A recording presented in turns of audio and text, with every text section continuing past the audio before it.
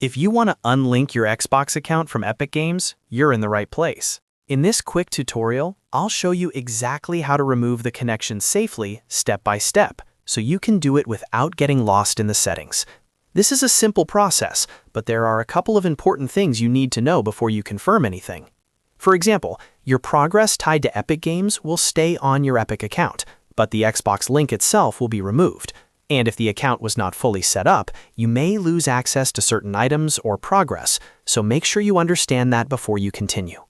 If this video helps, don't forget to hit like and subscribe for more quick tutorials just like this one. Now, let's get started. First, open your browser and go to epicgames.com. Once the page loads, sign in with the Epic Games account that is connected to your Xbox account. Make sure you are signing in to the correct account, because if you unlink the wrong one, it can cause confusion later.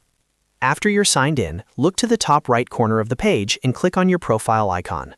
From the menu that appears, select Account. This will take you into your Epic Games account settings, where you can manage all of your connected services. On the Account page, find the Connections tab and open it. Inside Connections, you should see different types of linked services. Click on Accounts to view the platforms connected to your Epic account. Now look for the section that says Linked Accounts and find Xbox Network. This is the connection you want to remove. Once you see Xbox Network, click Unlink next to it. A confirmation message will appear because Epic wants to make sure you really want to disconnect the account. Read that warning carefully, then confirm the action. After you confirm, your Xbox account will be unlinked from Epic Games. Just remember, this removes the connection, but it does not delete your Epic account or automatically erase your Epic progress.